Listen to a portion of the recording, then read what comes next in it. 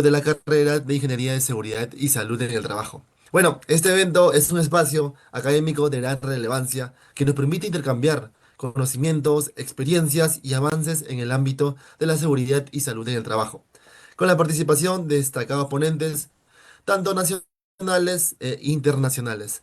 Me presento, siguiente diapositiva, por favor. Me presento, mi nombre es Arnold Yamir Espinosa Contreras. Tengo el cargo de vicepresidente de este gran congreso, de este gran simposio internacional de seguridad y salud en el trabajo. Actualmente estoy cursando el sexto ciclo de la carrera de Ingeniería y Seguridad y Salud en el Trabajo. Y bueno, ya me presenté. Siguiente, por favor. Bueno, ¿qué es el quinto Simposio Internacional de Ingeniería y Seguridad en el Trabajo? Bueno, más que todo, como mencioné anteriormente, este es un evento académico impulsado por estudiantes de la misma carrera de Ingeniería de Seguridad y Salud en el Trabajo de la Universidad Nacional Mayor de San Marcos. Este tiene como objetivo fomentar la formación de futuros ingenieros frente a los retos del ámbito profesional, promoviendo la cultura de prevención en seguridad y salud en el trabajo. Asimismo, busca difundir nuestra carrera ofrecida por la Universidad Nacional Mayor de San Marcos, ya sea dentro de la universidad y también a otras universidades. Siguiente, por favor. Bueno, unas recomendaciones importantes antes de comenzar con todo este gran evento es que más que todo mantenerte informado y para ello síguenos en todas nuestras redes sociales, ya sea tanto por Instagram, por TikTok, por LinkedIn, por Facebook y también en nuestro correo que está apareciendo en imagen. Siguiente, por favor. Bueno, como ya mencioné, este gran simposio abarca cuatro ejes temáticos muy importantes, innovadores, en el cual como primer eje tenemos la transformación digital y tecnologías en seguridad y salud en el trabajo. Como segundo eje temático es gestión integrada en calidad, seguridad y además y salud en el trabajo. Como tercer eje importante es la gestión de riesgos de desastres en el trabajo. Y como cuarto eje, y no menos importante, es la salud mental y bienestar corporativo.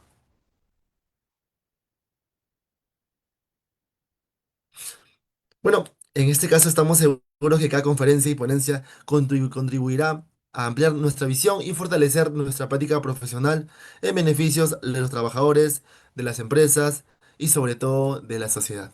Siguiente, por favor. Bueno, para ello, antes de comenzar, obvio tenemos que dar nuestro encuentro y además les invitamos a todos que podamos escuchar nuestro himno nacional del Perú. Dale play, por favor.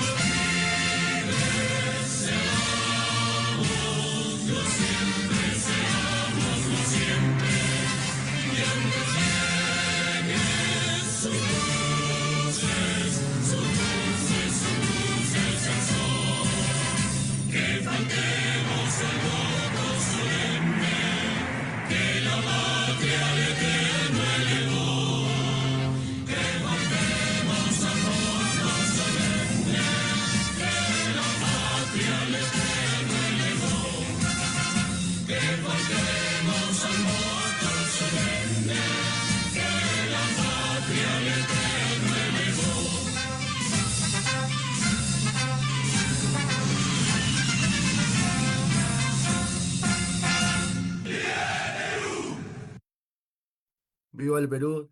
Aplauso, por favor. Yo sé que hay aplausos virtuales por acá. Bueno, una vez escuchado el himno nacional de Perú, asimismo entonaremos con orgullo el himno universitario, símbolo de nuestra alma mater, la Universidad Nacional Mayor de San Marcos. Adelante, San Marcos glorioso, adelante tú siempre estarás, porque nadie ha podido vencerte y jamás alguien te vencerá, y jamás alguien te vencerá. Es tu nombre un timbre de orgullo, tradición de nobleza y honor, siempre grande, siempre limpia, tu bandera muy alto estará.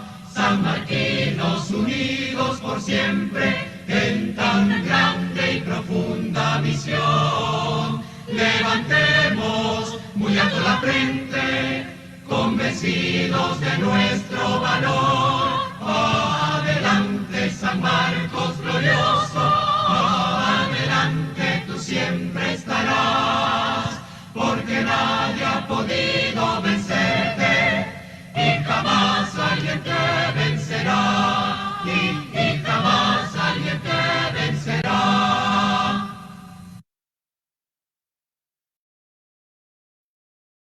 Viva la Universidad Mayor de San Marcos, la Universidad Nacional Mayor de San Marcos. Por favor, aplausos también igualmente.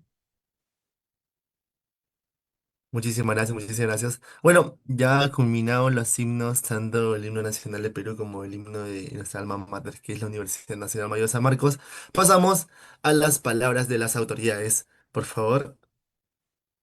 A continuación, bueno, hoy invitamos a las distinguidas autoridades de la Facultad de Ingeniería Industrial a compartir unas palabras como en esta ceremonia inaugural. En primer lugar, recibimos con muy fuertes aplausos al doctor Tinoco, quien nos dirige unas palabras en el cual él tiene cargo como decano de nuestra gran facultad. Por favor, aplausos para las palabras del doctor Tinoco. Muchas gracias, muy buenos días con toda esta distinguida audiencia que convoca, ¿no?, a este despegue del quinto Simposio Internacional de Ingeniería de Seguridad y Salud en el Trabajo. En primer lugar, quisiera hacer llegar el saludo de nuestra rectora, la doctora Yeri Ramón Rafner de Vega, que siempre ve con muy buenos ojos, sus diversas actividades le impiden estar en todos los eventos. Pero les manda un efusivo saludo por este importante evento. Por otro lado, a nombre de la plana docente de la facultad y en particular aquellos que desarrollan el plan de estudios de esta importante Escuela de Ingeniería de Seguridad y Salud en el Trabajo, eh, personalizados, ¿no?, en su director de escuela, el doctor Alfonso Ramón Chum Pinzás, en nombre del del personal administrativo y de toda la comunidad universitaria de la facultad, yo quiero resaltar una vez más la importancia de este quinto simposio. En primer lugar, estamos en la quinta edición de un evento que es trascendental para todo el mundo empresarial, ¿no? Porque la seguridad es un tema transversal, ¿no?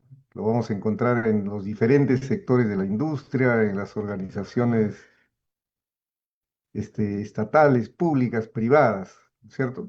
Y cada día más cobra importancia, ¿no es cierto? Eh, entonces, es fundamental el despliegue que desarrolla la comisión organizadora, integrada fundamentalmente por los jóvenes de esta escuela, y que, repito, es un gran mérito que estemos en la quinta versión ininterrumpida, ¿no es cierto? Eso de por sí ya es un gran paso, ¿no? Y por otro lado, han elegido con bastante sapiencia cuatro ejes temáticos importantes, ¿no? Por un lado, la transformación digital vinculada a las tecnologías emergentes, la gestión integrada, ¿no? Calidad, seguridad y salud en el trabajo, la gestión de riesgos, que es un tema también bastante álgido y decisivo en estos momentos, ¿no? Y también se aborda lo que es el aspecto de la persona, ¿no? La salud mental de todos los que desarrollan alguna actividad laboral. Bien escogidos los temas y que consideramos que van a constituir un aporte para todos los eh, participantes, ¿no? En este quinto simposio se está combinando la modalidad virtual los dos primeros días y una modalidad presencial, ¿no? Esperemos que los vaivenes de la universidad no nos jueguen una mala pasada, y creo que no, y que la participación también sea de acuerdo al esfuerzo que se ha desplegado, desarrollado. Un saludo especial para todos los profesionales del sector público y privado que están dando parte de su tiempo para compartir sus experiencias, sus conocimientos, para darnos consejos, ¿no es cierto?, respecto a este importante temario. Muchísimas gracias también a los organizadores por permitirme dirigirme a la teleaudiencia y seguramente va a ser un gran evento. Muchísimas gracias.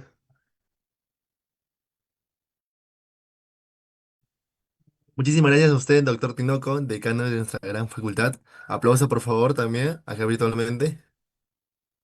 Muchísimas gracias, doctor Tinoco. Bueno, seguidamente escucharemos las palabras de nuestro director de escuela, el doctor Chung, y con él nos dará un mensaje importante también para todos nuestros asistentes. Doctor Chung, por favor, también está dirigido sus palabras. Muchas gracias. Sí, muy buenos días con todos. Primeramente es para mí una gran satisfacción estar acá con ustedes en este primer día del quinto Simposio Internacional de Seguridad y Salud en el Trabajo 2025. Quisiera mediante esta conversación felicitar al equipo de trabajo conformado por alumnos de nuestra escuela, los cuales han trabajado pues diligentemente en la realización de este magno evento. Yo soy testigo cercano del trabajo arduo que han desarrollado los alumnos y que esto constituye pues un augurio de lo que será en su vida profesional, ¿no? ¿Ok? Siempre mis felicitaciones y siempre nosotros en la escuela pensamos que nuestros alumnos son el futuro del país. En este evento que vamos a desarrollar, en este quinto simposio, pues tenemos unas conferencias bastante interesantes y enriquecedoras y esperamos pues que todos los asistentes puedan disfrutar al máximo y sobre todo establecer nuevas redes de trabajo, hacer networking, perdón, y poder tener el feedback de nuestros expositores. Sin más que decirles, quiero reiterar mi felicitación al equipo de trabajo y a todos los asistentes, desearles muchos éxitos y que disfruten de este evento Quinto Simposio Internacional de Seguridad y Salud en el Trabajo 2025. Muchas gracias. Muchísimas gracias, doctor Alfonso Chung, el director de nuestra gran escuela, que es la carrera de Ingeniería de Seguridad y Salud en el Trabajo. Muchísimos aplausos. Muchísimas gracias, doctor Chung. Bueno, a continuación le damos también el pase a la ingeniera Liliana, que actualmente también es profesora, docente y una gran profesional en el tema y en el ámbito de lo que es Ingeniería de Seguridad y Salud en el Trabajo. Le damos el Hola, pase, doctora ¿cómo Liliana. están? ¿Qué tal? Estoy mirando de cabeza, no sé qué pasó con la bueno.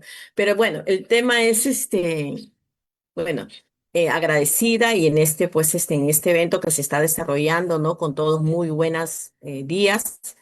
Y bueno, son muy importantes porque a través de ello los estudiantes, los docentes, también nosotros, ¿no? Con toda esta organización que realizan, traen a excelentes ponentes, crecemos en el tema de la seguridad, salud en el trabajo, ¿no?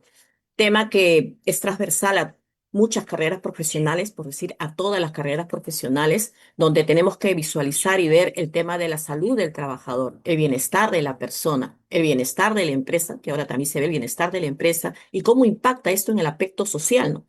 Porque aunque no nos queramos, digamos, dar cuenta, el hecho que nosotros prevengamos, por ejemplo, el tema de digamos, efectos sobre trastornos musculoesqueléticos, estas personas de acá a 20 años, 25 años, cuando ya están en una edad madura, digamos, y si lo evitamos, puede evitar también costos o sobrecostos al Estado, ¿no?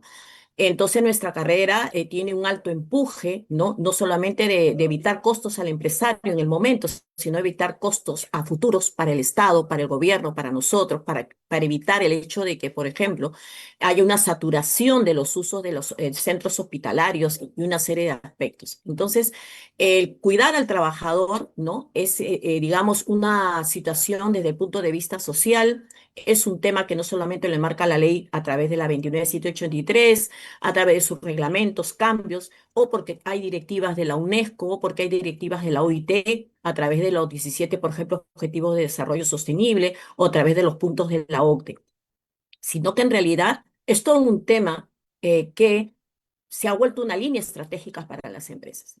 Que la gente no lo quiere ver así, pero se ha vuelto una línea estratégica de desarrollo. Y definitivamente pienso que en el futuro va a ser, obviamente, de mucha propulsión, ¿no? En donde vamos a garantizar a través de nuestro trabajo que, digamos, las demandas se atiendan y que sobre todo los trabajadores no tengan, pues, o se evite lo que se refiere al desarrollo de enfermedades ocupacionales o el tema de los accidentes e incidentes. Entonces, muy grata de en realidad haber estado en este momento y bueno, les doy la bienvenida, si se puede, si me permite, a todos los ponentes, les agradezco en realidad los que toco hoy día, que hacen de este escenario una sala muy importante, sobre todo para los estudiantes y también para sus docentes. Muchas gracias. Muchísimas gracias, ingeniera Liliana. Muchísimas gracias. Aplausos también para usted, aparte de todos los presentes.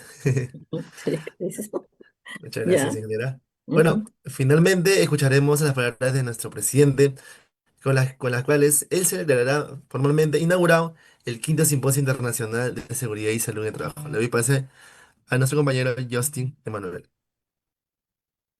¿Qué tal? Muy buenos días con todos. Es un honor para mí, en calidad de presidente de este evento, darles la bienvenida al quinto Simposio Internacional de Ingeniería de Seguridad y Salud en el Trabajo. Un evento dedicado con mucho esfuerzo, con mucho compromiso de los diferentes estudiantes de las bases de esta escuela profesional, Escuela de Ingeniería de Seguridad y Salud en el Trabajo. En este simposio vamos a ver diferentes ejes temáticos muy importantes en la actualidad. Es un espacio de encuentro, de reflexión, de construcción conjunta de conocimiento. En esta oportunidad, este año, contamos con componentes nacionales e internacionales cuya trayectoria y compromiso van a enriquecer, ¿no?, enormemente este encuentro.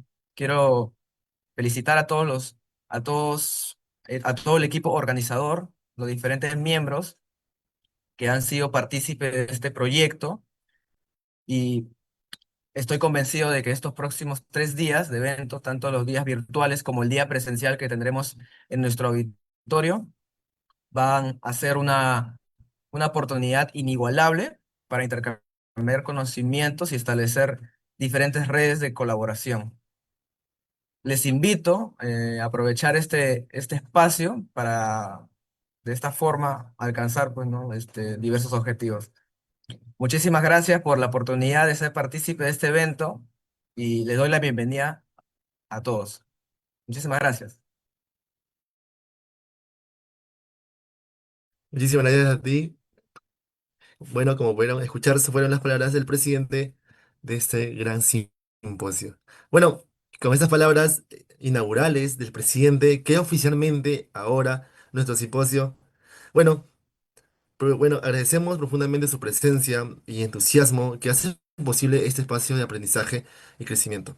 Bueno, les invitamos a permanecer atentos todos, pues a continuación les damos inicio a las siguientes ponencias magistrales, como comentábamos, van a ser tanto internacionales y también nacionales, ¿sí? Que marcarán más que todo el comienzo de una jornada de reflexión, conocimientos e innovación realizado por nuestra quinta edición, que es el Simposio Internacional de Ingeniería y Salud en el Trabajo. Bueno, a continuación le doy pase a mi compañera Tania, en el cual estará a cargo de la siguiente ponencia. Muchísimas gracias, así que no se vayan, que se vienen muchas ponencias magistrales. Muchas gracias, todo de mi parte. Buenos días con todos. Muchas gracias, Arnold, por el pase. Bueno, después de haber iniciado esta inauguración del evento, son 3 días, los dos primeros días son hoy y mañana de manera virtual y el tercer día todos están invitados de manera presencial en la Facultad de Ingeniería Industrial en la Universidad Nacional Mayor de San Marcos. Se va a realizar en el auditorio. Bueno, nuevamente sean bienvenidos a esta gran ponencia que forma del primer día, el del quinto Simposio Internacional de Ingeniería de Seguridad y Salud en el Trabajo. En esta oportunidad, ¿están presentando pantalla, por favor? En esta oportunidad trataremos, la primera ponencia tratará sobre la gestión de riesgos de desastres en el entorno laboral con la valiosa interpretación de un profesional de gran experiencia. Bueno, primero me presento. Soy Tania Nuñuvero Ramírez. Soy estudiante del sexto siglo de Ingeniería de Seguridad y Salud de Trabajo. En este espacio, en esta primera ponencia, voy a ser su moderadora. Bueno, primero las recomendaciones. Antes de iniciar, quisiera compartir algunas pausas para el buen desarrollo de la ponencia. En primer lugar, les pedimos mantener sus micrófonos apagados durante la exposición. Pueden mantener sus cámaras encendidas si lo desean para hacer la sesión más interactiva. Pueden escribir sus preguntas mediante el chat durante la ponencia y al finalizar, quienes quieran participar de manera directa con el ponente podrán levantar la mano virtualmente para darles la palabra, ¿no? Y bueno, a ver, siguiente, por favor. Ahora paso a presentar al ponente.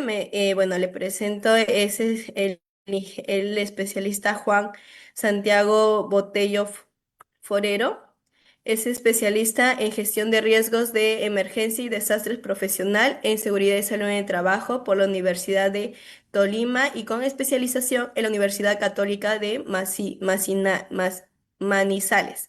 Perdón, con más de una década de experiencia en resiliencia organizacional, continuidad de negocio y gestión de crisis, se ha desempeñado como especialista GREP en cargo en Claro Colombia y líder de Departamento de Gestión de Riesgos en el Cuerpo de Bomberos Voluntariados de Bogotá. Actualmente es gestión de riesgos, actualmente es docente del módulo de manejo de emergencias y desastres en la especialización en gestión avanzada en el riesgo de desastres de la Universidad Patagonia y Tecnología de Colombia. Y es consultor independiente en gestión de riesgos empresariales reconocido por su liderazgo y compromiso con la protección de las personas y la sostenibilidad institucional.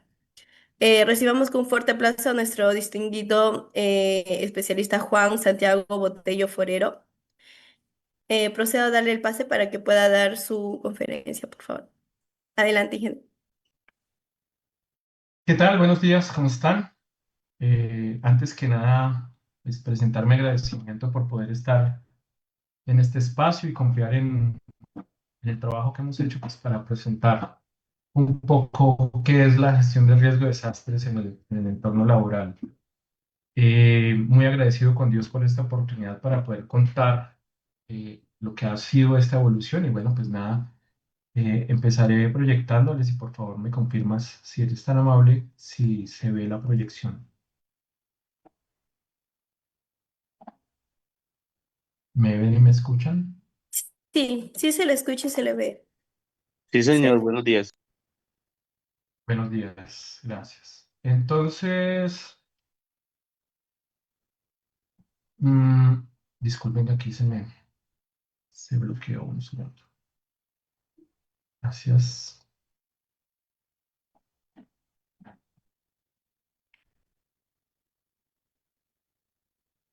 Entonces quiero compartirles cómo desde la perspectiva eh, de la gestión del riesgo de desastres se habla hoy ahí lo ven, ¿verdad? Sí. Desde la perspectiva de la gestión del riesgo de desastres, cómo se habla hoy en el entorno laboral, ¿cierto? Importante hacer unas aclaraciones, mencionarles que todo lo que voy a comentar surge de las normatividades colombianas y todos los comentarios que voy a hacer son basados y fundamentados en la experiencia que a lo largo del tiempo he podido construir en la ejecución es la cosa más agradable y la que más agradezco es que he tenido la oportunidad de dejar el papel y convertirme en un hacedor. Em, lo primero que les quiero contar, entonces, más allá de mis experiencias, es que me apasiona ser esposo y padre y además me apasiona la gestión de riesgo, emergencias y desastres por hace más de unos 25 años, que es a lo que me he dedicado durante mucho tiempo. Y creo que lo que más he cultivado en este ejercicio es la posibilidad de tener experiencias de implementación.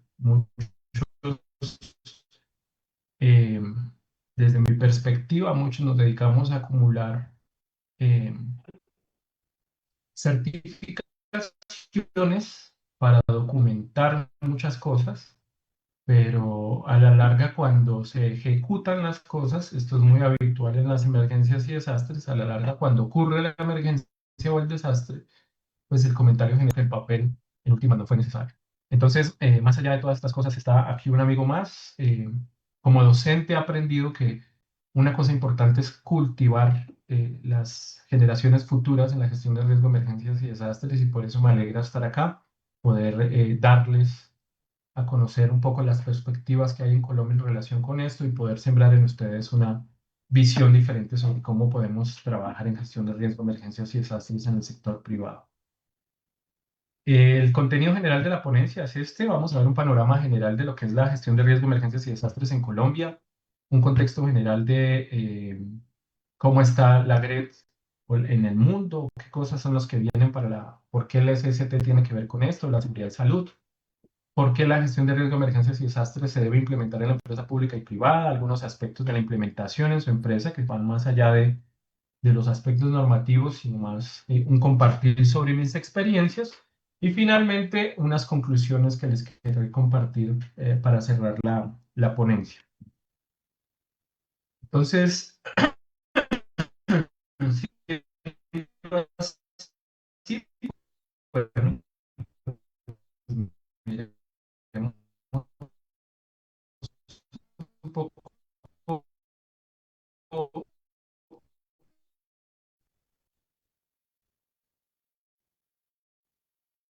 el panorama que nos acompaña en la gestión de riesgo de desastres en el mundo. Esto es una copia del informe RAF, el RAF es el Regional Assessment Report de la Estrategia Nacional de Reducción de Riesgo de Desastres de las Naciones Unidas. Y hay unas cifras.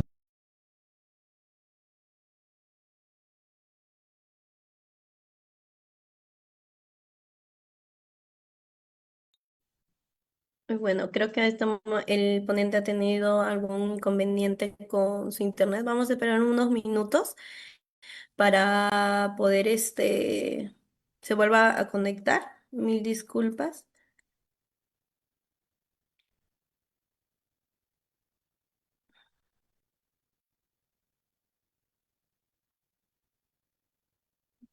No sé si se puede ir compartiendo un video para... Ah, mediante el chat se ha enviado un mensajito para que puedan registrar su asistencia, por favor. También cabe resaltar que la asistencia es importante en el caso de que quieran obtener una certificación, ahí van a tener más información sobre ello.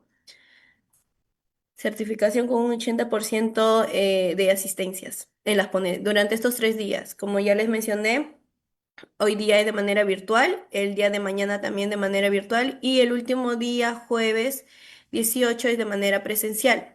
Va a haber bocadito, va a haber una danza, una inauguración de nuevo y va a ser muy bonito para que puedan asistir, para que puedan hacer sus arreglitos y vamos a estar muy felices contando con su presencia.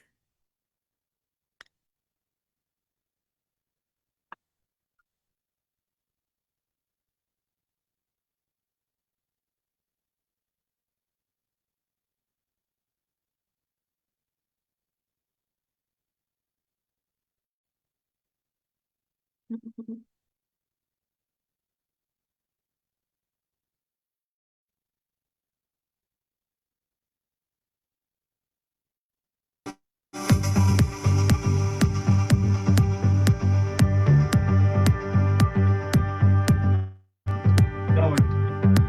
Ok.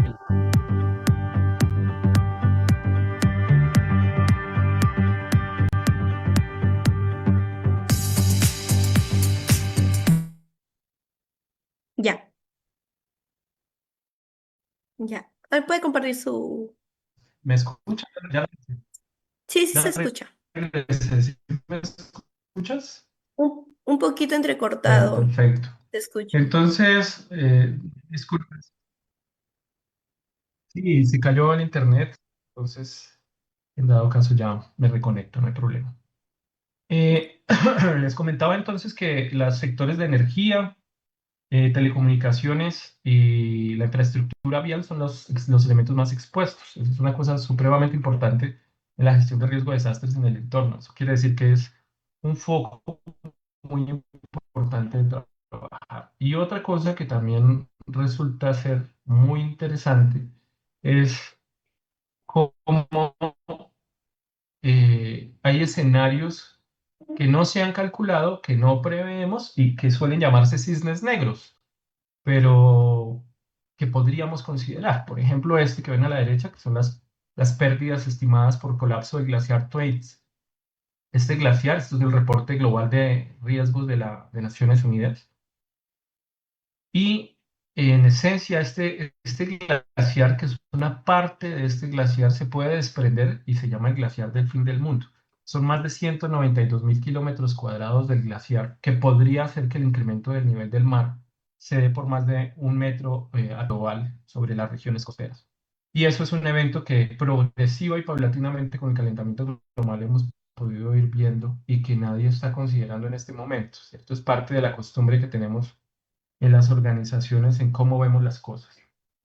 Y una que me da a mí mucha risa y me gusta mencionar mucho es esta de los fenómenos extraterrestres. El Centro de Investigación en Epidemiología en Desastres tiene una base de datos internacional que se llama ENDAT, y en esa base de datos ha hecho una clasificación de los riesgos globales en relación al riesgo de desastres. Y se incluyeron hace mucho tiempo los fenómenos extraterrestres en las primeras publicaciones. Y cuando yo hablé sobre gestión de riesgo extraterrestre en las organizaciones, pues habitualmente era común encontrar una sonrisa o una burla del por qué estaba hablando yo de eso, ¿cierto? Como si estuviera hablando de que nos iban a invadir los extraterrestres. Pero la verdad es que esta clasificación tiene más de 300 eh, eh, riesgos considerados escenarios de desastre o amenazas. Y en ese orden de ideas hay uno acá que se llama el clima espacial. El clima espacial es parte de los riesgos extraterrestres, ¿cierto? Ustedes saben que ahí el Sol emana unas erupciones solares que podrían impactar a la Tierra y afectarnos directamente. Les invito a leer un poco sobre el evento Miyake, que es otro de esos eventos cisne negro que no hemos considerado y que tampoco trabajamos desde ya, sino que se queda ahí. Y entonces también les invito a pensar un poco en el apagón que hubo en España no hace más de unos 6, 8 meses.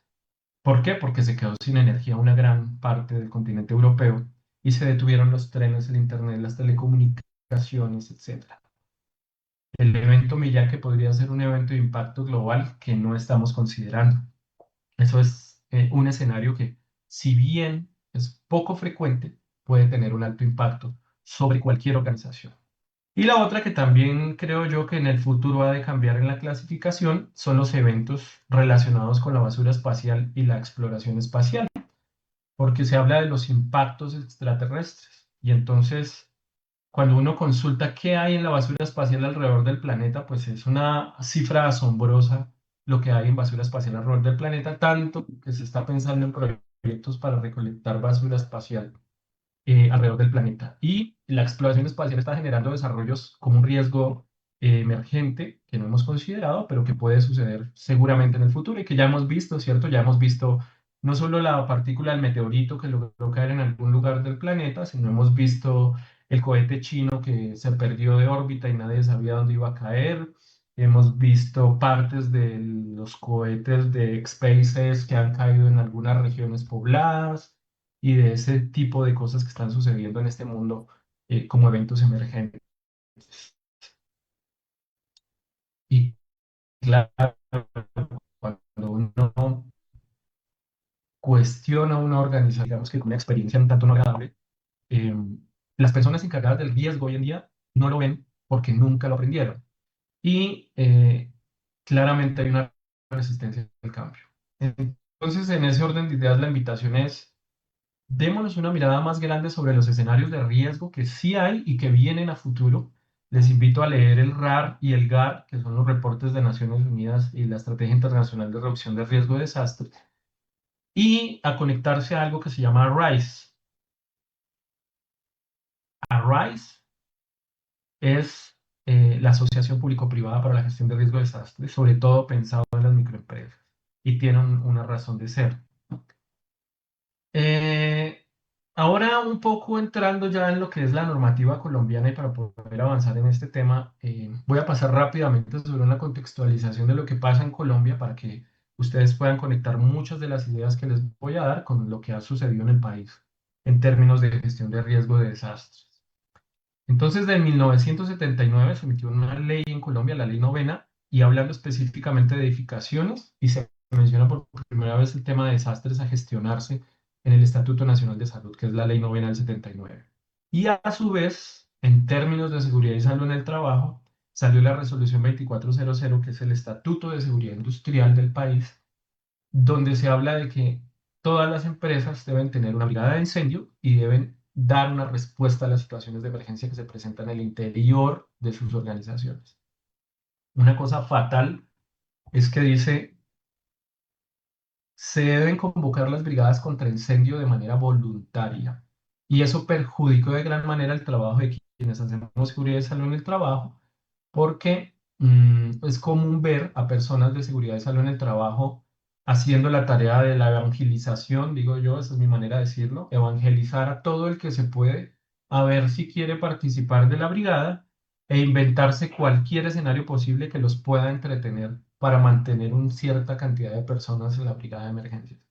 Eso es algo que, en mi parecer, con el tiempo esperemos que vaya a cambiar, como nos lo ha enseñado la historia, y es esto que ven ahí, que es la erupción de Armero. Aquí en Colombia, ustedes, esto fue un hito en el país y en el mundo, la erupción de 5.000 muertos, especialmente con Amaya Sánchez, que es la niña que queda atrapada allí. Y entonces, por primera vez, tenemos un desastre de gran magnitud con una gestión administrativa, no voy a decir mala, porque existían cuerpos de socorro y cada quien hizo lo que pudo en su momento, pero voy a decir que podía mejorar. Luego, la resolución 1016 del 89 habla nuevamente desde la salud ocupacional con planes de emergencia y brigadas de emergencia. Entonces dice, un plan de emergencia debe construirse así y debe tener una brigada de emergencia.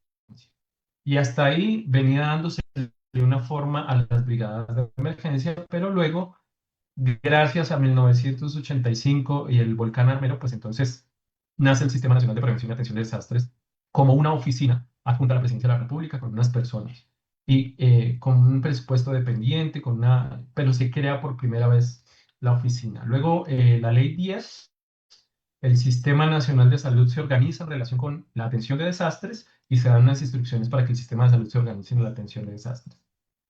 Posterior a eso, y como aquí es costumbre, aprendemos a los golpes, entonces viene el Razonamiento Nacional de Energía por el Fenómeno del Niño, que es un fenómeno recurrente para nosotros, y nuevamente se modifican las cosas, se modifica la ley de aseguramiento de seguridad y social y salud en el trabajo, y sale la ley 100 del 93 con unos cambios importantísimos.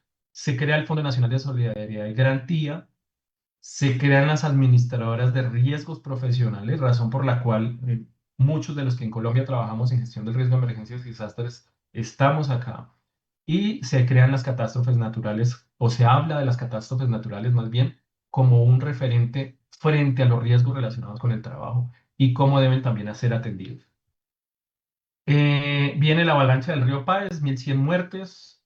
Nuevamente aprendemos a los golpes, sobre la marcha.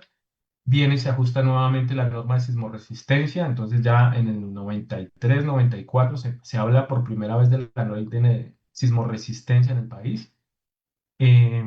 Se construyen unas bases iniciales de lo que es la ley de sismoresistencia, que menciona seguridad humana y protección contra incendios en sus contenidos.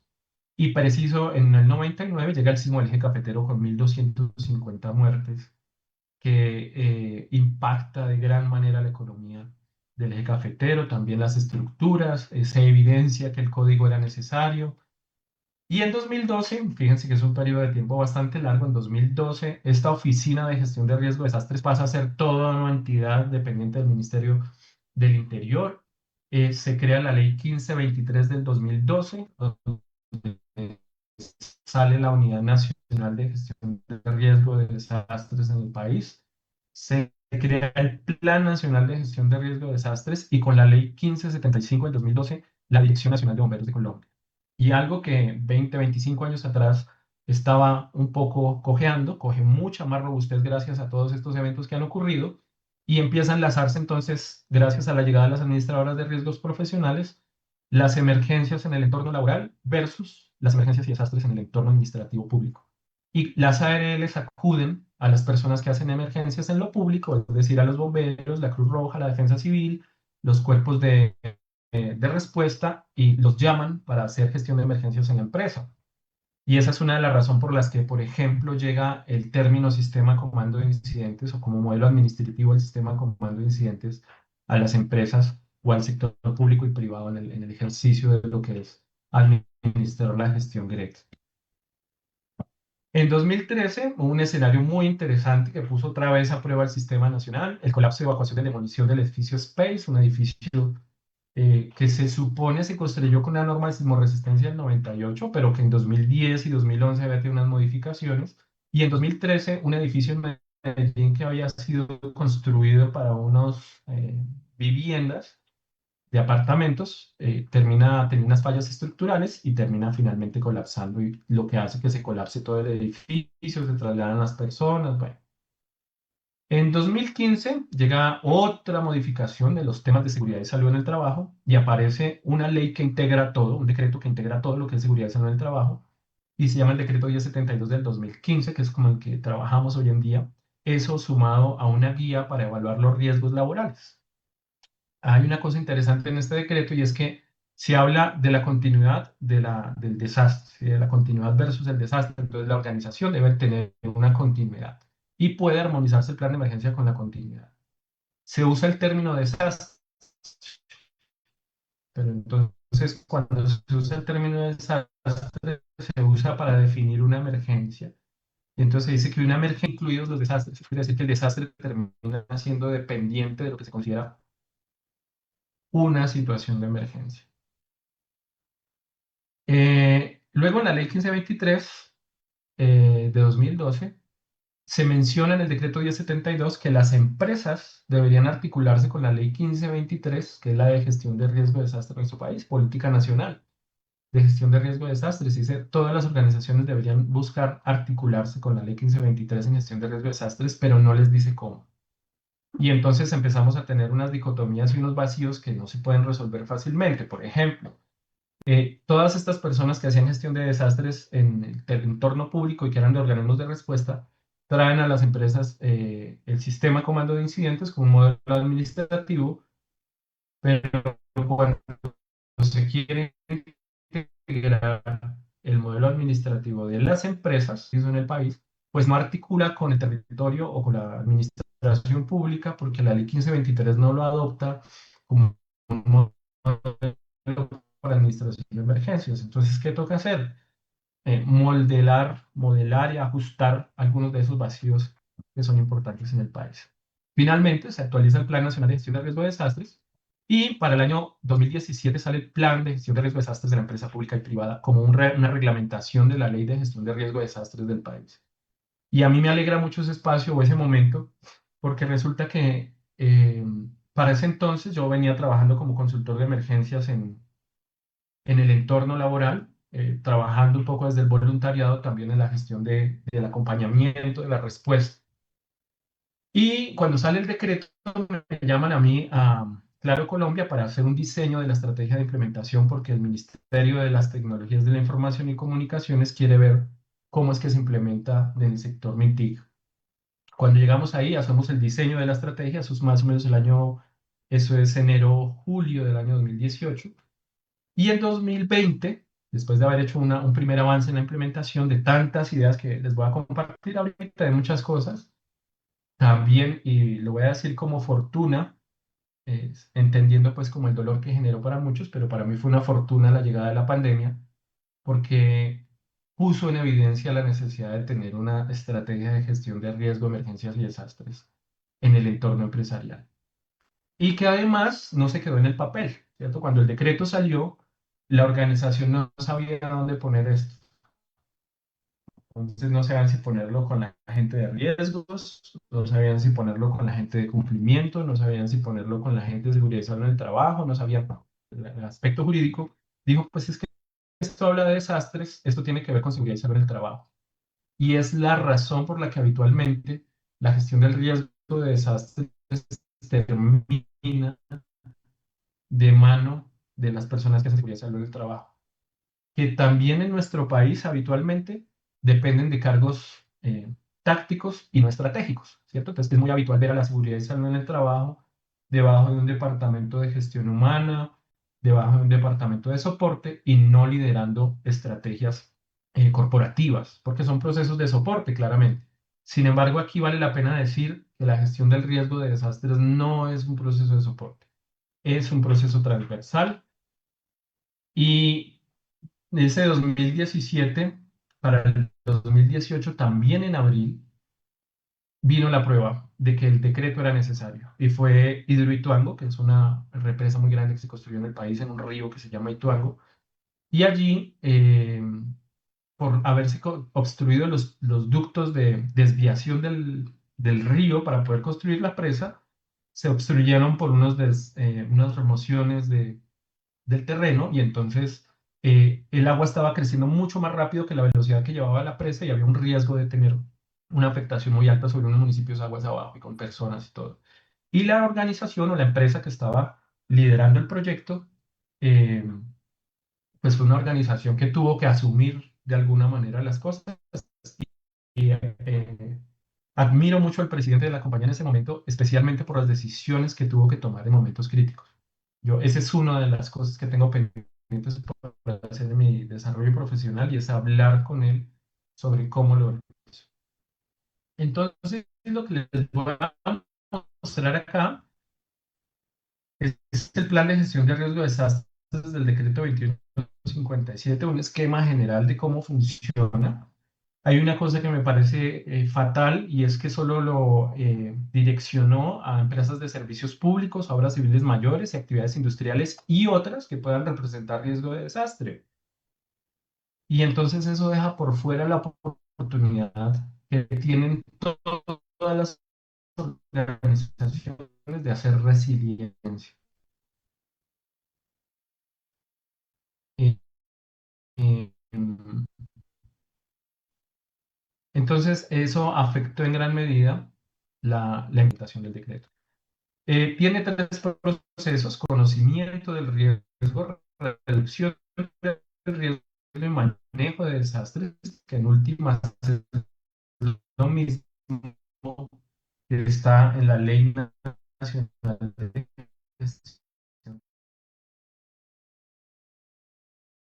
Aprendemos del riesgo, qué medidas tomamos para reducirlo y cómo respondemos con ese material.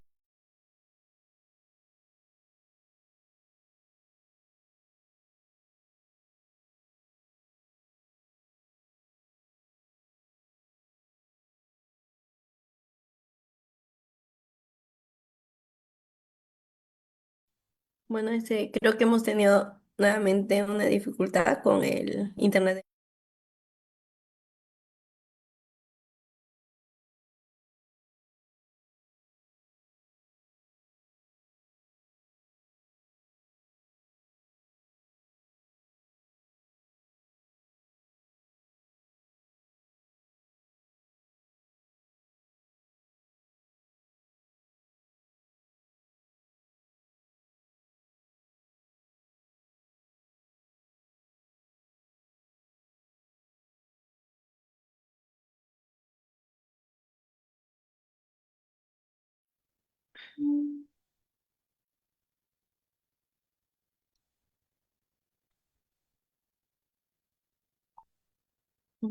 En unos momentos el ponente se va a...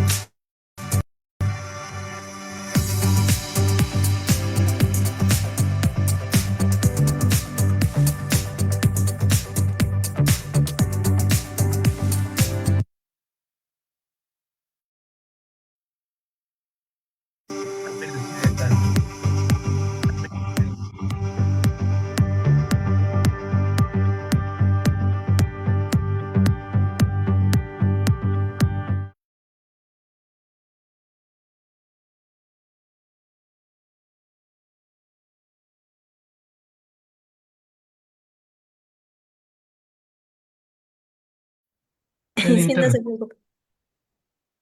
Bien, continuamos. Entonces les contaba yo por acá que en la gestión del riesgo de emergencias y desastres estábamos involucrando entonces el decreto 2157 que tiene estos parámetros de procesos y subprocesos en la gestión del riesgo y hablábamos del manejo de emergencias y desastres. Y ya decíamos que está la preparación para la respuesta y la preparación para la recuperación como dos acciones indispensables en el manejo, que es la respuesta.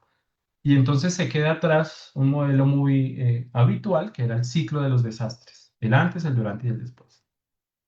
Hay otra parte indispensable, discúlpenme que estoy sin pantalla, pero es como por optimizar el internet para que no nos vuelva a ocurrir, y es el plan de inversiones, cómo es que se va a sostener esto económicamente dentro de la organización, la implementación sectorial y territorial, cómo es que esta empresa se va a armonizar con lo municipal para poder responder a las eventualidades que se consideren importantes, y la socialización y comunicación de todos los actores. Acá hay unos comentarios importantes.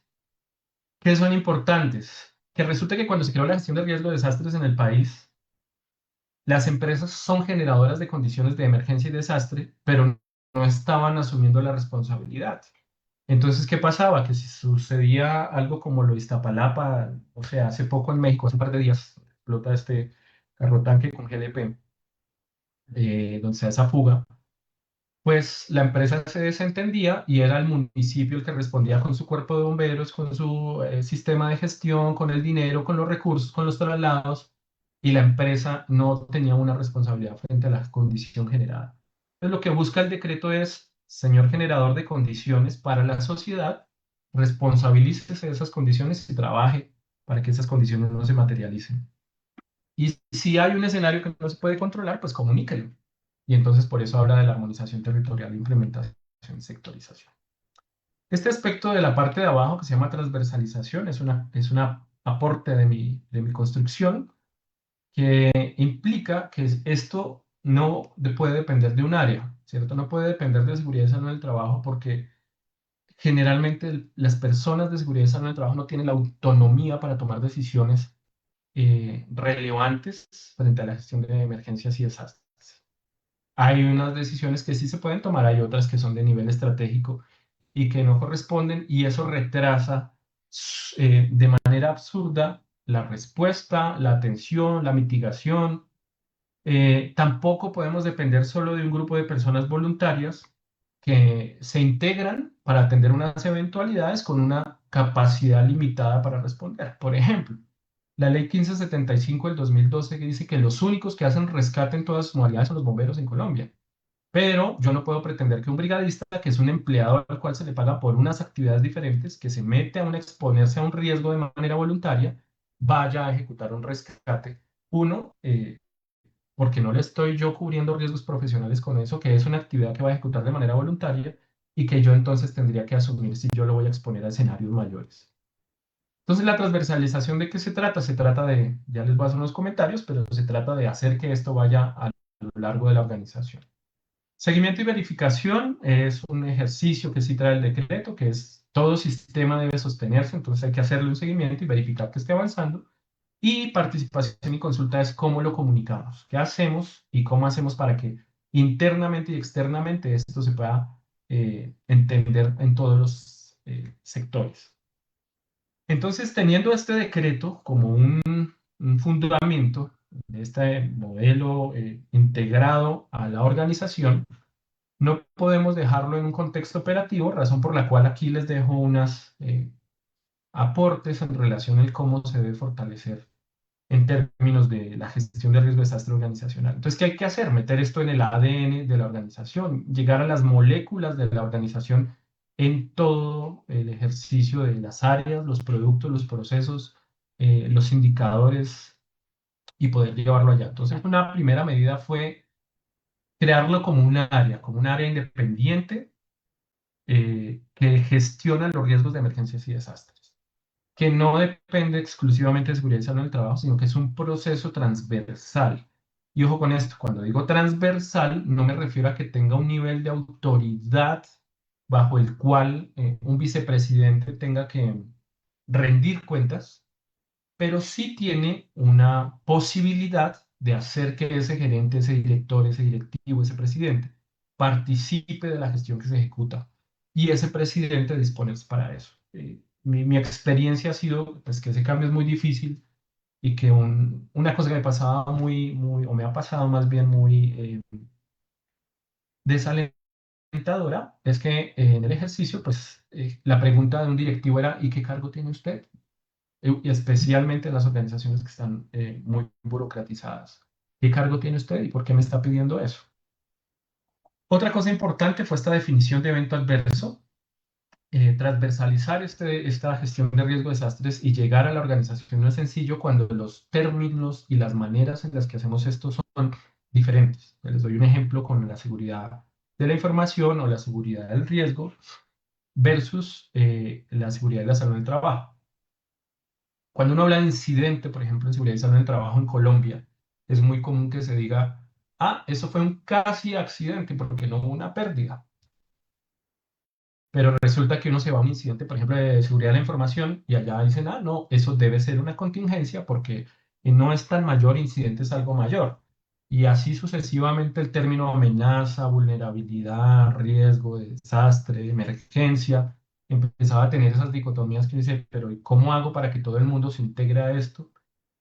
Y uno de los ejercicios que trajo OFDA en gestión de riesgo de desastres en los primeros momentos, por allá en los 90, fue este término. Para definir el desastre y emergencia habló de los eventos adversos como unas eventualidades, pero los habló en términos de la administración pública y no dentro de una organización. Entonces, ¿qué hicimos?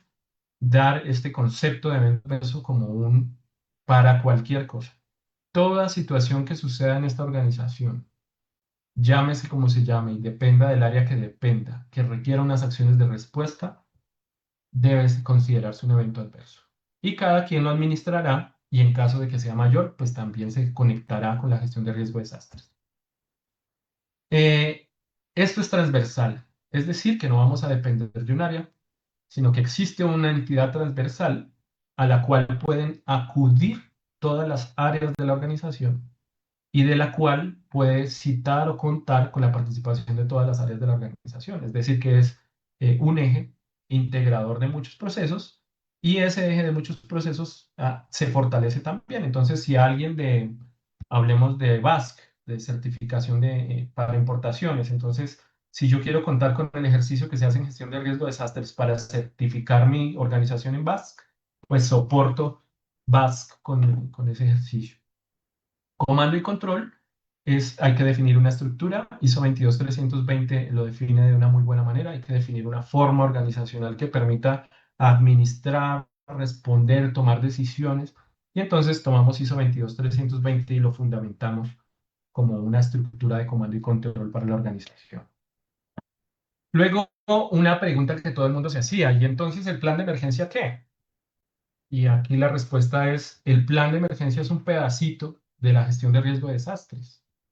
Y hubo un momento en que era muy común, especialmente porque acá hay muchos proveedores de emergencias, consultores, asesores, compañías, etcétera, que hacen acompañamientos en temas de plan de emergencia.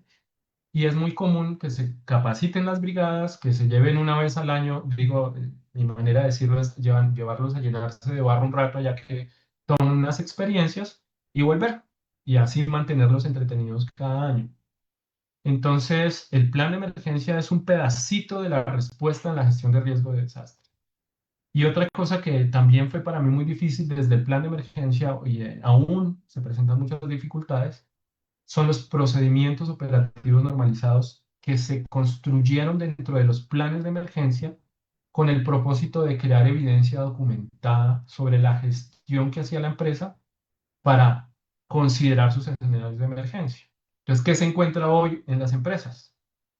Fácilmente usted va a una empresa, estoy hablando de Colombia, va a una empresa y usted se encuentra un Excel o se encuentra un Word en el que hay procedimiento operativo normalizado para la caída de la uña, la fractura del dedo, el golpe en la rodilla, la caída de un ladrillo, así, fácilmente va a dar 80, 90, dependiendo pues del tipo de organización. Y se pretende que las personas todas se aprendan cómo actuar en cada escenario de eso. Y la verdad es que las emergencias no se pueden procedimentar. Una emergencia es un escenario que hay que organizar, administrar y a ir resolviendo. Se definió una política de riesgo, emergencias y desastres para apropiar un lineamiento dentro de la organización. Esa política dice claramente, se requiere a todas las entidades, áreas o procesos que para resolver esta eventualidad dentro de la gestión de riesgo, emergencias y desastres sean necesarios. Eso tiene que decir. Y esa política entonces se vuelve un lineamiento para todos los sistemas de gestión, como un parte, como les digo, como un fortalecimiento de todos los sistemas de gestión, pero también como una dependencia de ese sistema de gestión. Una articulación público-privada, entonces ya existía un ente formal para conectarse en la gestión de riesgo de desastres con los territorios, con el municipio, con lo que se hace en las entidades operativas frente a las situaciones de desastre, y era a través de esta gestión de riesgo, emergencias y desastres que se hace esta articulación. Y finalmente, como instrumento en la gestión, se determina una sala de crisis de gestión de riesgo, emergencias y desastres. Esa sala de crisis habitualmente es un salón con sillas, pero no puede ser una sala de crisis un salón con sillas. Entonces, si ustedes revisan temas como seguridad de la información, que eran los que más avanzados están en términos de gestión de crisis, habitualmente una sala de crisis es un auditorio vacío con unas mesas en el centro, con unas sillas, que dice sala de crisis. Y esta solo se activa cuando hay una crisis. Y mi parecer siempre ha sido, una crisis no va a llegar como un lugar al que en ese momento, cuando llega la crisis, yo empiezo a actuar, sino que la crisis se inicia con los eventos menores, con las cosas más pequeñas comienza la crisis. Y entonces una crisis se gestiona desde lo más pequeño, desde que yo lo identifico, para que cuando sea crisis yo ya tenga unos avances en lo que estoy haciendo, ya se los voy a ejemplificar. Así que las salas de crisis no son escenarios estáticos, sino son escenarios dinámicos en la gestión de la emergencia y el desastre. Y para eso, para contarles aquí los aportes ya personales en relación con esto, les dejo esta frase: ningún evento adverso es una situación aislada. Un solo evento puede interrumpir procesos clave, afectar indicadores de desempeño, desviar objetivos estratégicos, poner en peligro las vidas y comprometer la reputación y afectar al entorno de esa organización. Entonces, cualquier cosa que suceda no puede ser tomada como insignificante. Hay que gestionarlo.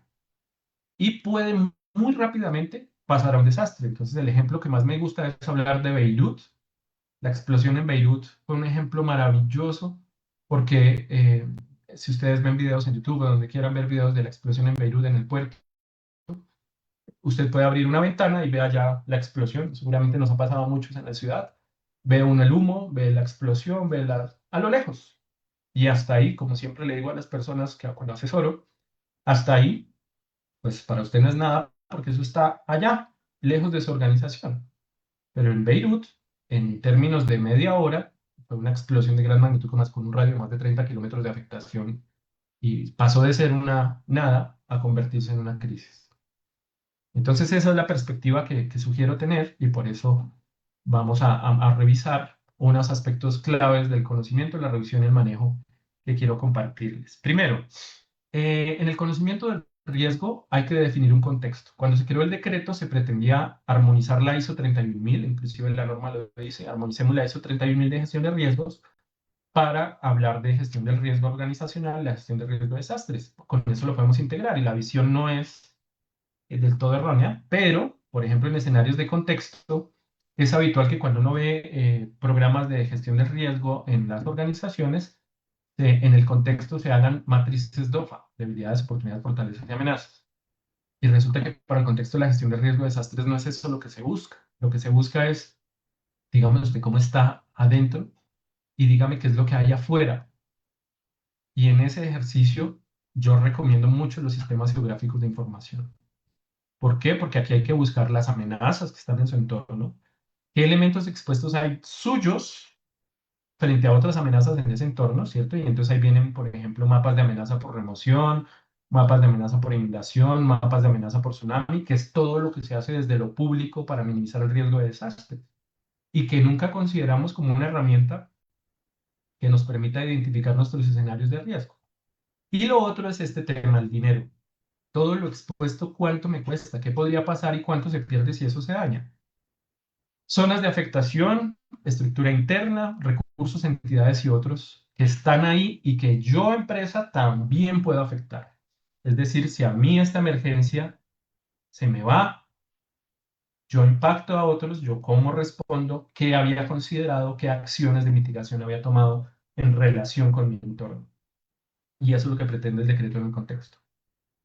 Luego, en términos de valoración de riesgos para el conocimiento del riesgo, hay una parte que ha sido también un trabajo muy arduo y es poder explicarle a las personas que hacen ISO 31000 o que hacen gestión de riesgo habitualmente, inclusive quienes hacemos seguridad y salud en el trabajo, que si bien hemos aprendido que el riesgo es la probabilidad por la consecuencia, aquí hay que integrar esos escenarios de riesgo porque para Naciones Unidas y la estrategia de riesgo de desastres es la amenaza por la vulnerabilidad por la exposición. Sin embargo, aquí, por ejemplo, Mar Darío Cardona, que es un experto en la materia, dice, si la exposición es un factor de ser vulnerable, ¿cómo así que va a ser amenaza vulnerable la exposición? El riesgo de desastre es la amenaza por la vulnerabilidad, porque la exposición es un factor de la vulnerabilidad. Y hay unas cosas a considerar aquí que deben integrarse con esto para poder hablarse. Por ejemplo, solo por darles un ejemplo, las matrices de impacto ambiental no se armonizan con el análisis de vulnerabilidad de exposición, sino simplemente descartan los impactos ambientales por un lado, los financieros por el otro, y entonces la gestión del riesgo resulta ser una cantidad de silos trabajando de manera aislada. Y en la gestión de riesgo de desastre yo tengo que considerar que la amenaza tiene una probabilidad, que la amenaza tiene unas consecuencias, que la amenaza tiene una frecuencia, que la amenaza tiene una intensidad, que yo debo valorar para determinar cómo es que es la cosa.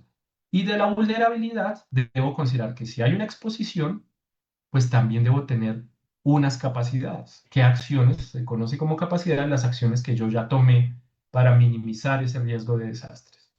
Y entonces acá hay que hacer un trabajo muy importante para darle a las personas que evalúan la probabilidad por la consecuencia como un escenario de riesgo.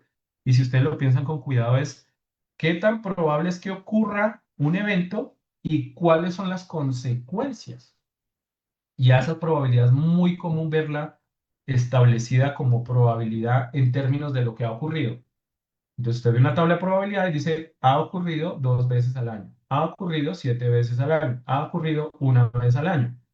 Y no puede ser que una amenaza se mida solo en términos de históricos. Existen amenazas que nunca han ocurrido y que, por ejemplo, en el términos del cambio climático han incrementado la frecuencia y la variabilidad de los escenarios de amenaza.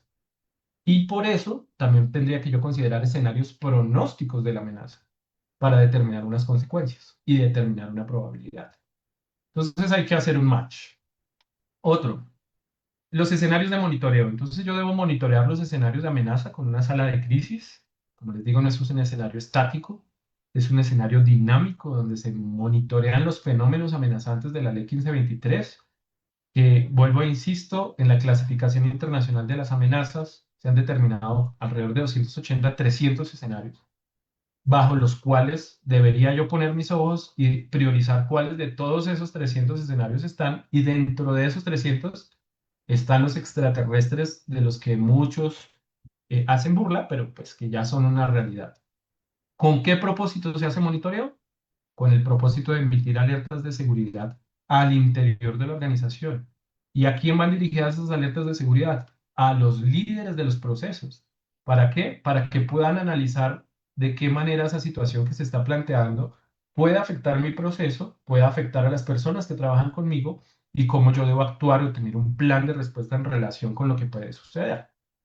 Eso es otra cosa que se vuelve muy complejo, especialmente cuando se quieren hacer planes de acción conjunta. Y en la reducción se habla de la intervención correctiva, que es que si usted ya tiene algo construido, pues ese será su riesgo actual. Trabajen, disminuyanlo, tome medidas, haga cambios de ingeniería, haga cambios de administrativos, pero haga una intervención correctiva. Luego hago una intervención prospectiva, y este me parece muy importante y tampoco lo hacemos en la seguridad y salud del trabajo y los planes de emergencia actualmente acá en el país. Y es, si usted va a tener un proyecto nuevo, un edificio nuevo, una infraestructura nueva, un cambio de proceso, consulte con riesgo de emergencias y desastres, armonícelo, intégrelo, evalúelo y determine si eso nos está generando un riesgo futuro. Porque si está generando un riesgo futuro, pues no vale la pena intervenir o invertir en escenarios que lo único que están haciendo es generar riesgo. Esa es la intervención prospectiva, y esta parte que me encanta, que es la protección financiera, y es, oiga, ¿cuánto dinero pone usted para hacer gestión de riesgo de desastres? Y aquí nos pasaba una cosa impresionante, y es, todo el mundo decía, o cuando nos sentábamos con algún ejecutivo, un cargo medio alto de la organización, siempre decía, para eso hay un área de seguros, para eso todo está asegurado. Pero no se trata de eso. ¿De qué se trata? Y otra cosa que me sucedía. Resulta que también las personas decían, cuando usted le pregunta a la organización, las personas decían, sí, eso es lo que se pone en plata para el plan de emergencia. ¿Y qué es plata o dinero para el plan de emergencia? Comprar unos extintores, comprar unos cascos, comprar unos recursos. Es como ese dinero que se pone ahí para la seguridad y salud en el trabajo. Y tampoco se trata de eso. ¿De qué se trata? De tener un plan de inversiones en gestión del riesgo de desastres. Es decir, si yo tengo que hacer una intervención correctiva, pues tengo que tener un dinero para corregirlo.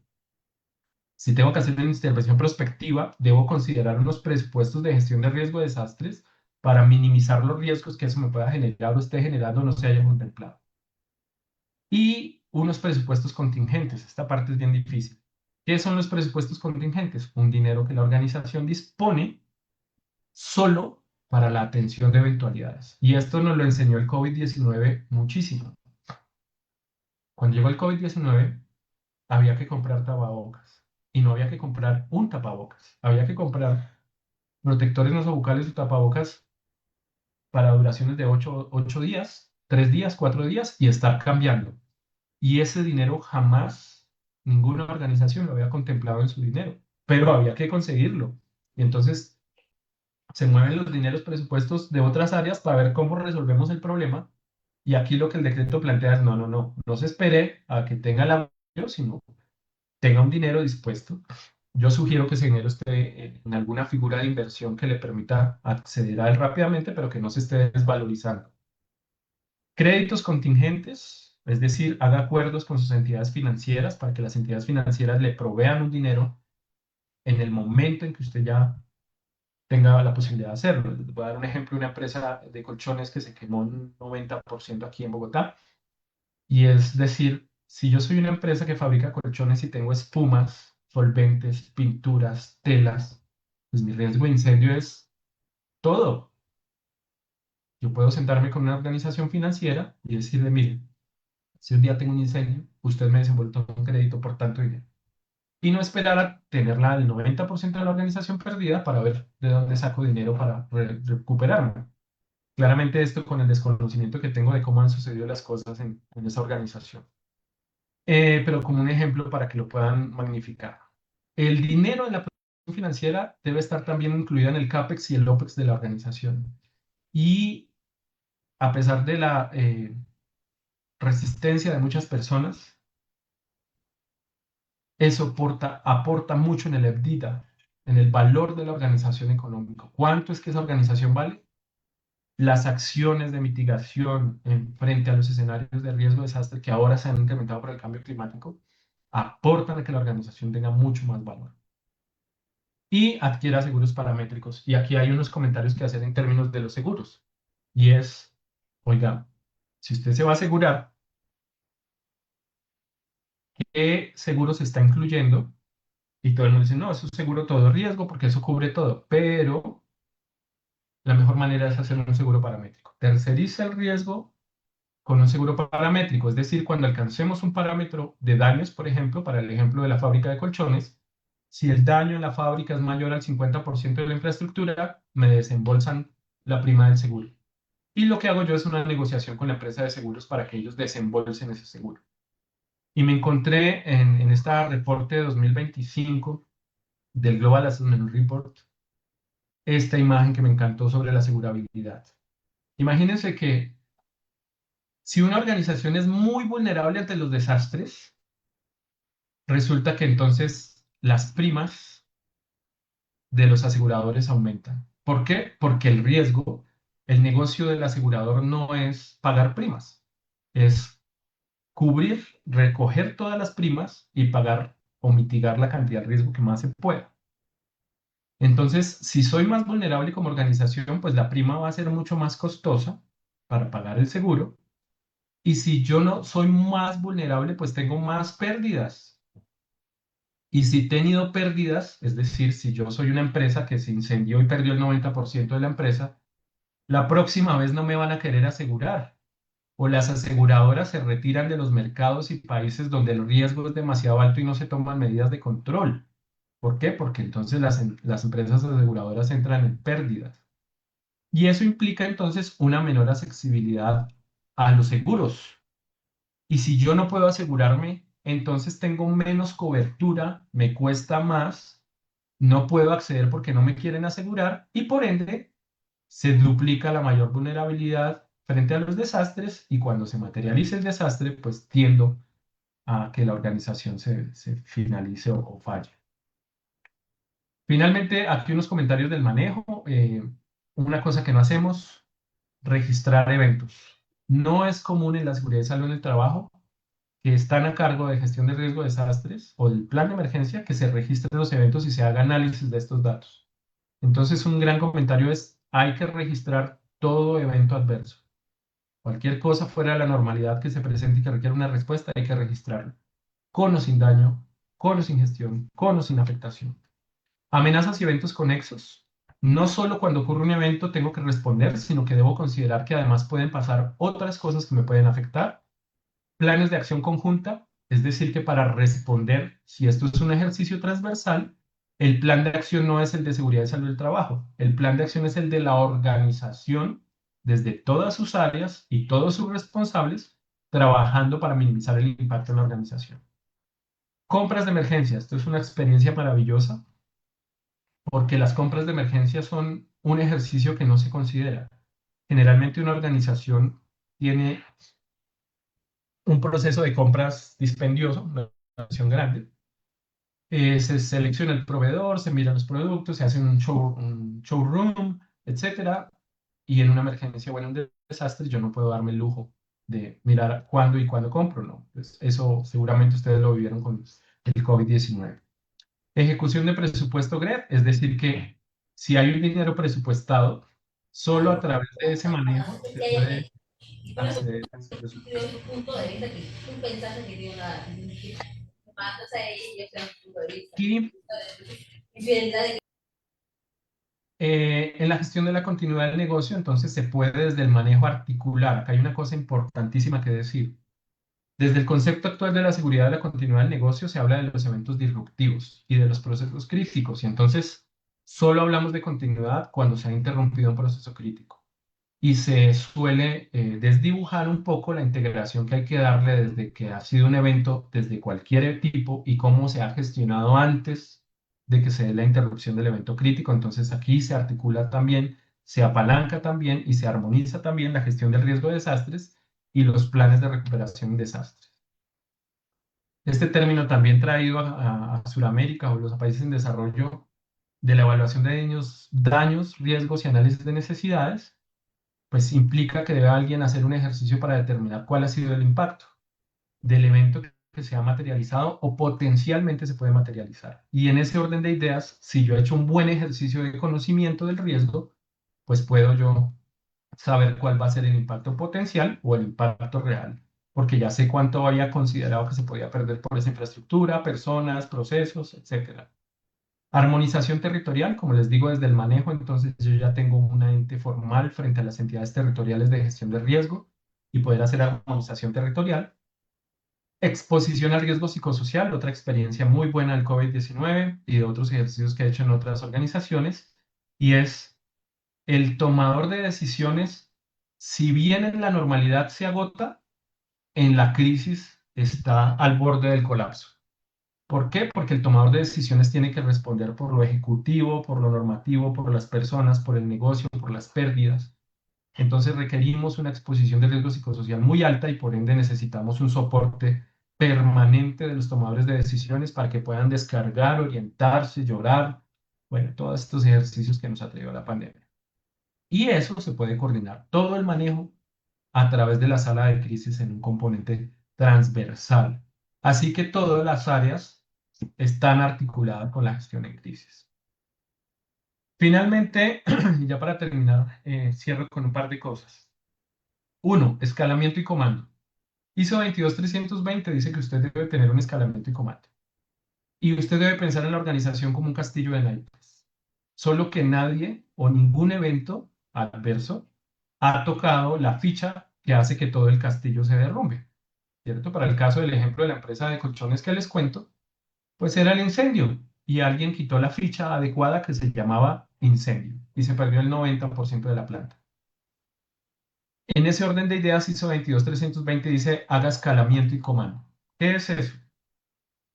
Ponga unos niveles. Este escalamiento, entonces yo lo suelo llamar normalidad, leve, serio y catastrófico. Entonces existe un nivel que se llama normalidad. Las cosas que nos suceden permanentemente y que son comunes para nosotros, esa se llama normalidad. El dedo, el accidente de trabajo, el elemento que se cayó, la interrupción del proceso, la falla de energía y que no requieren una mayor intervención. Los eventos leves, que son los que yo suelo llamar aquellos que podemos resolver en sitio, con las personas y los recursos con los que disponemos en sitio y con el poder de decisión en sitio. El nivel 3 o serio, yo lo suelo llamar un nivel en el que yo necesito un apoyo externo, bien sea del interior de la organización, es decir, otras áreas, seguridad física, gestión humana, gestión financiera, gestión de la tecnología, otras áreas que vengan aquí a ayudarme a resolver esto, porque el poder de decisión, los recursos y las personas que tengo no son suficientes. Y la catastrófica, que definitivamente desborda la capacidad que tenemos en sitio, desborda los recursos en sitio y tiene que ser un evento integrado con el municipio. Y así, entonces habrá un interventor, una persona que interviene en el ejercicio. Habitualmente, en Colombia sucede, habitualmente para los niveles de normalidad y que tienen que ver sobre todo con personas, aunque todo el mundo, como les digo, suele endilgarle la responsabilidad de seguridad y salud en el trabajo, pues es rutinario, entonces el que responde de seguridad y salud en el trabajo. Y aquí una claridad muy importante. En la gestión operativa, la brigada de emergencias que nosotros construimos, que son las personas voluntarias que capacitamos en incendios, en primeros auxilios, en evacuación, etcétera, que por lo menos en Colombia no dice en ninguna parte, haga 3 brigadas, una que se llame incendios, una que se llame rescate, una que se llame primeros auxilios, no lo existe, pues esta es una respuesta operativa porque tienen un alcance limitado, unos recursos limitados, una capacidad física limitada, unas funciones limitadas y hay cosas muy graves en esta convocación, en esta forma en la que la brigada se compone. Y es, por ejemplo, que a veces esta persona que es el brigadista de primeros auxilios, eso lo he vivido en varios procesos. Este señor que era el brigadista de primeros auxilios y que iba a todas las capacitaciones y que era muy juicioso y que le dimos chaleco y que el día que ocurrió el evento o el siniestro cercano, era el responsable de manejar la maquinaria que aporta agua a la red de incendios, por decir algo, cualquier cosa, y entonces ya no está en la brigada porque él, su jefe, lo va a despedir por no estar atendiendo la emergencia, que es una emergencia de carácter importante, urgente o serio catastrófico. Y otra situación que sucede con las brigadas es la rotación. Yo me desgasto capacitando una cantidad de personas que al fin de cuentas terminan yéndose. Espero yo en el futuro poder ver una regulación desde la área de seguridad y salud en el trabajo, desde el Ministerio del Trabajo, que diga que todo trabajador debe formarse en la respuesta a una situación de emergencia. Y quienes deben ser responsables de la respuesta a una emergencia son los cargos tácticos, es decir, este nivel, el nivel serio, donde los gerentes, gestores, coordinadores son los responsables de que en sus procesos exista una estrategia de responder a eventualidades. Y así el responsable del proceso responde a las eventualidades que ocurran en sus procesos desde inclusive la atención de emergencias. Aquí mencionar que en el ejercicio docente estamos trabajando y la Unidad Nacional de Gestión de Riesgo de Desastres también está trabajando en integrar al arquitecto, que debe saber cómo responder en un desastre, al contador, que debe saber cómo manejar las finanzas en un desastre, al administrador del talento humano, que debe saber cómo gestionar a las personas frente a un desastre. Y es decir, que todas las profesiones deberíamos tener un componente que se llame cómo gestionar desde el rol que yo desempeño la respuesta a una situación de desastre cuando nos formamos. Y por último, en los eventos catastróficos, pues entonces necesitamos una respuesta estratégica en la gestión de riesgo de desastres. Me robo los 2 minuticos más diciéndoles que la transversalización, pues entonces la política, la definición de áreas y cargos críticos, las sesiones de conocimiento del riesgo con todas las áreas para enseñarles qué es el riesgo de desastres, las relaciones contractuales, usted me encanta porque las relaciones contractuales tienen que ver con las consideraciones que yo he tenido para mis contratos. Les doy 2 ejemplos que estaba discutiendo la semana pasada, antepasada, y era, en sus contratos de trabajo, le ha dicho a sus empleados que en caso de que ocurra una emergencia o un desastre, usted podría tener una medida extrema avalada por el Ministerio del Trabajo que sea recorte de personal. Se los ha mencionado, lo firmaron, les fue entendido. O en los contratos con sus clientes, usted firma que en caso de una situación de desastre, usted va a tener unas medidas o va a tener unas situaciones con las que les va a responder o no responder. Y muchos se escudan en 2 términos que son el evento fortuito y de causa mayor, que es un evento bajo el cual se toman muchas excusas en relación con que, pues si es evento fortuito y causa mayor, yo no tengo cómo cubrirlo y entonces así no cumpliré. Pero el decreto dice no, pues es que si hay un evento fortuito, entre comillas, desastre o emergencia, pues usted debe tomar unas medidas previas para hacerlo. Gestión del cambio, si algo va a cambiar, debe integrarse la gestión de los desastres y la gestión de aliados. Aseguramiento y verificación, entonces, para poder hacer que esto funcione, unos indicadores, los KPI, los KRI, los indicadores de proceso y los indicadores de riesgo son indispensables. Hacer auditorías permanentes en todas las áreas y procesos para que todo el mundo entienda qué es la gestión de riesgo de desastres y se armonice con ello. hacer pruebas, simulaciones y simulacros para que las áreas se armonicen con esto y trabajar en lecciones aprendidas para, como ustedes ya saben, se puede hacer.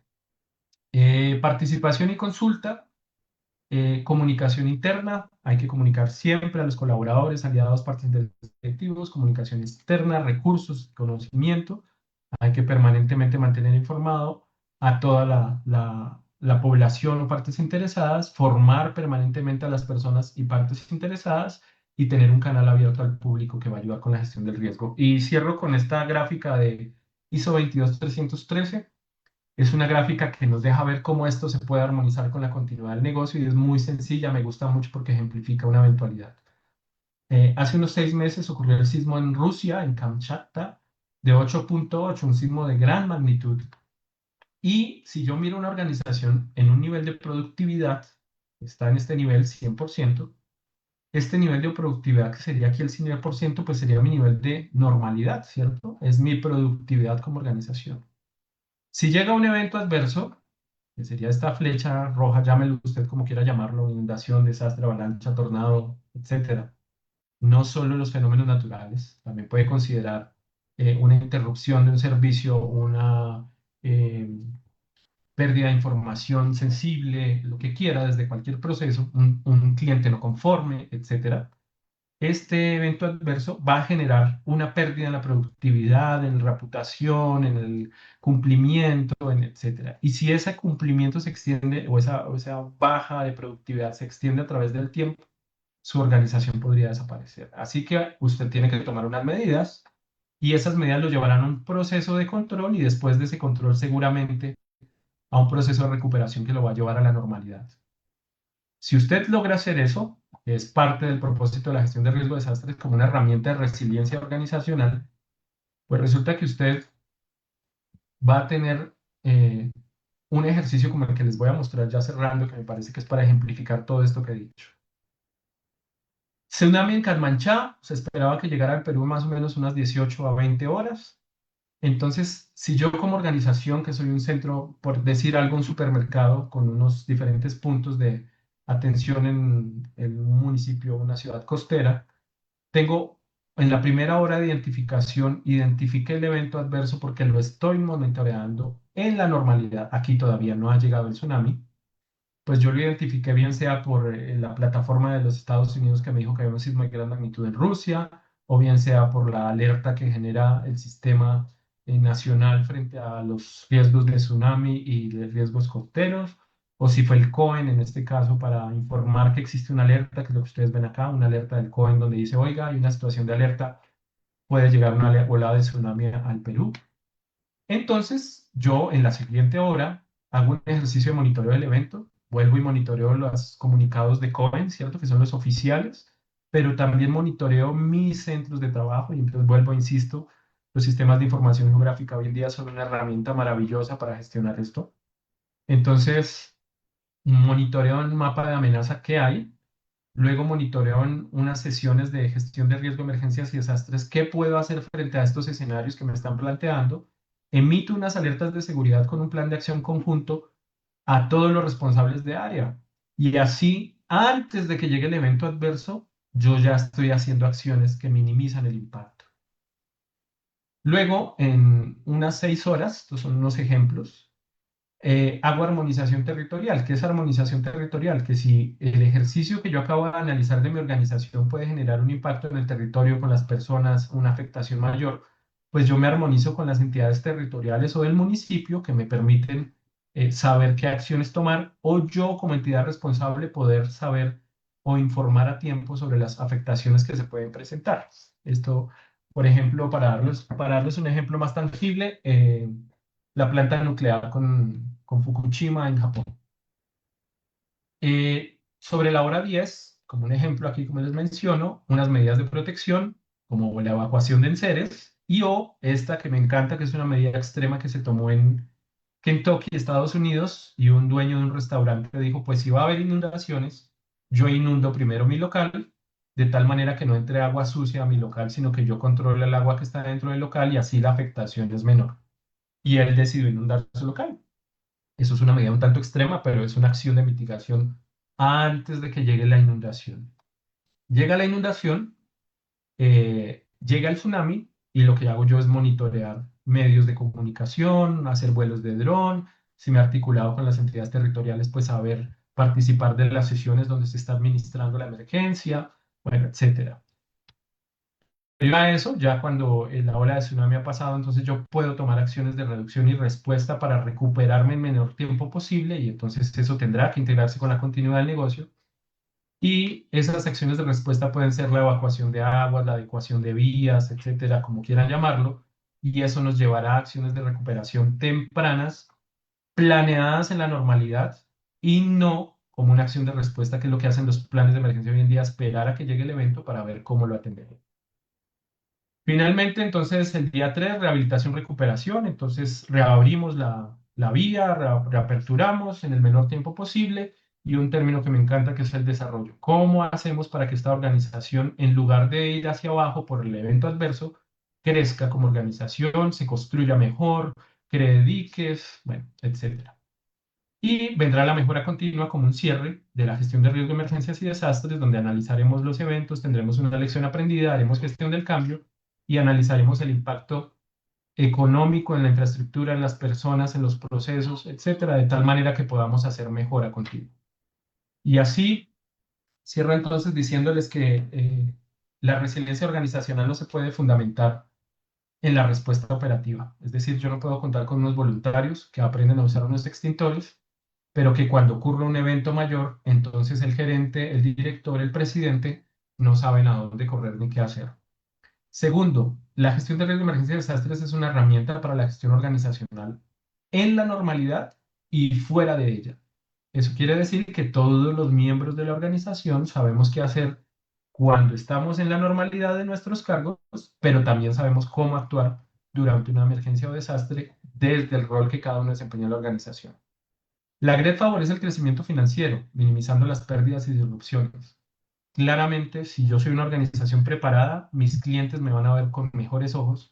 Si soy una organización preparada, puedo sacar provecho de las condiciones del desastre y tener oportunidades. Y les invito a leer algo sobre el riesgo positivo. También las crisis generan condiciones favorables para las organizaciones. Ejemplo, en un sismo, una organización puede tener, una organización de construcción puede tener un disparo en la venta de concreto o en la venta de viviendas. Cuarto, la disposición de recursos financieros para la GRED es una inversión estratégica. Es muy importante que el dinero se disponga antes de que se planee y se disponga. Involucrar a todos los actores aumenta las capacidades frente a las decisiones críticas.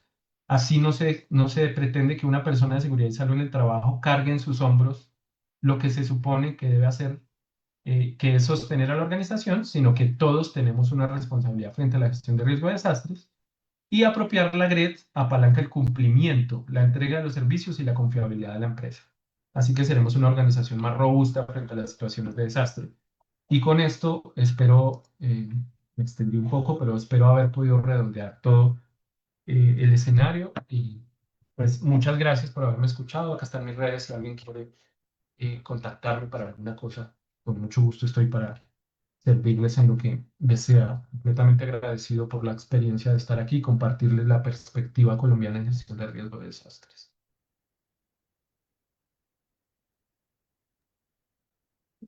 Bueno, muchas gracias.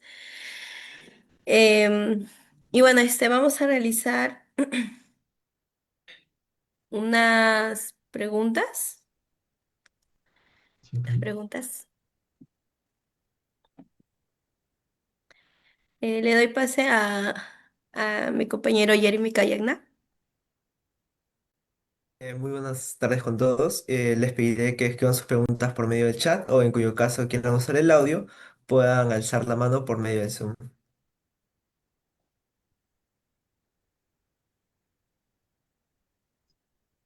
Eh, sí, ya tenemos una pregunta. Se lee, ¿cuáles son los principales desafíos que tienen las empresas colombianas para incorporar la gestión del riesgo de desastres en su cultura organizacional y en la seguridad de sus trabajadores?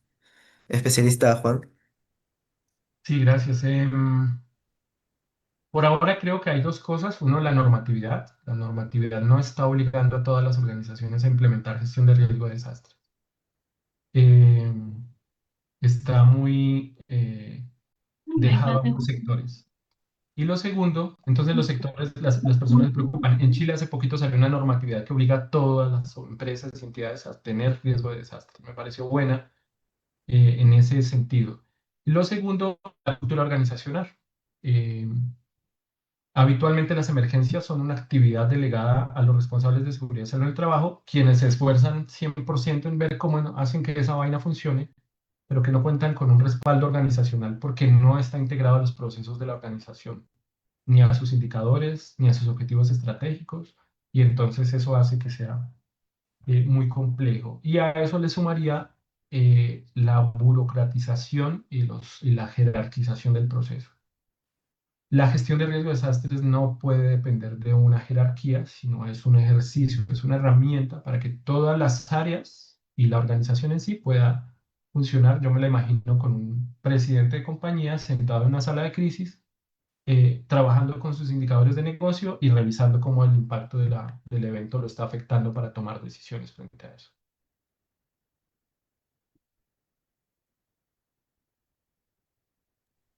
Muchas gracias. Le agradecemos como organización por su aportación, en este caso en el quinto simposio de seguridad y salud del trabajo.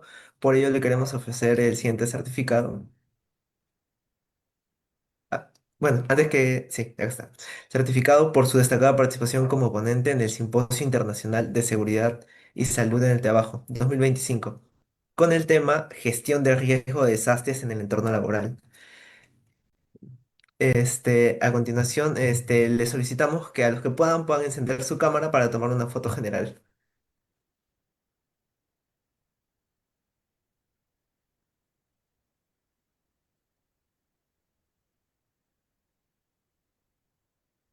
Ya. Me parece que la foto ya ha sido tomada, así que vamos a continuar. En este caso, vamos a dar inicio a la dinámica y posteriormente a la siguiente ponencia. Muchas gracias, especialista Juan Santiago Botello. Con todo el gusto. Muchas gracias por su participación, por su destacada participación y a todos por su presencia y entusiasmo. Les invitamos a continuar a acompañarnos en esta jornada. Finalizamos así la primera ponencia. Ya tenemos más ponencias durante este día, de igual manera el día de mañana también de manera virtual y el jueves de manera presencial para que puedan asistir.